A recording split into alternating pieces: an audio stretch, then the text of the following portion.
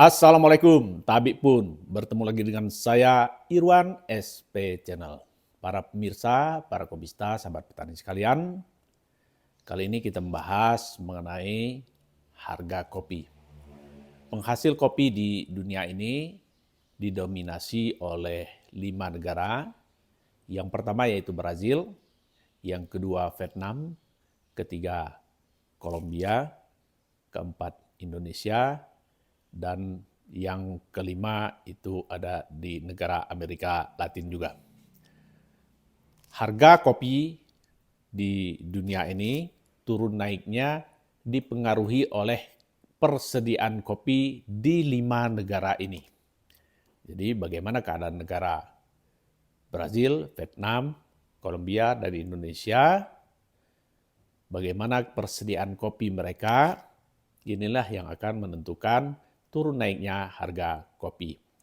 Sementara kebutuhan kopi meningkat setiap tahunnya berkisar kurang lebih sama dengan jumlah panen dari seluruh kopi di dunia ini. Bahkan kabar-kabarnya kebutuhan kopi di dunia ini pada saat ini sudah melampaui dari persediaan kopi yang ada di seluruh dunia.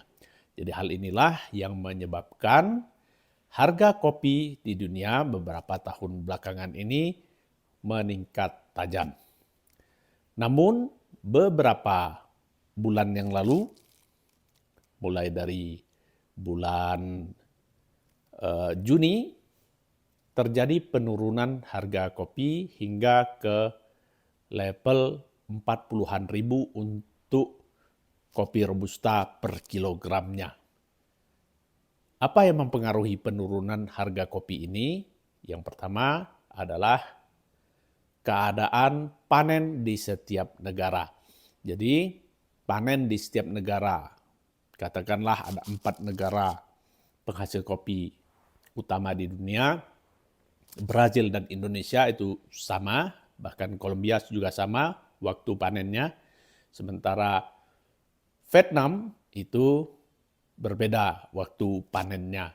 Jadi pada saat negara-negara penghasil kopi ini panen, maka akan mempengaruhi harga kopi yang ada di dunia.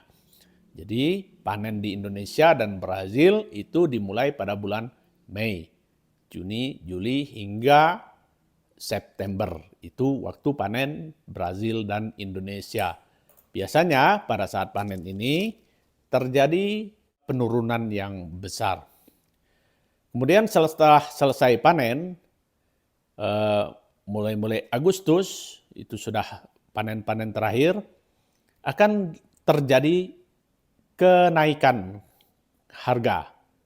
Seperti itu, dan bulan 10 dan 11, negara Vietnam sebagai penghasil kopi terbesar kedua di dunia akan mulai panen raya. Jadi pada saat itu juga biasanya ini akan terjadi penurunan harga. Selesai panen di Vietnam itu perkiraan di bulan Februari Maret. Oleh karena itu pada bulan Februari dan Maret, April itu juga biasanya akan terjadi kenaikan harga. Besar dan kecilnya, kenaikan ataupun penurunan itu tergantung situasi pasar dunia juga.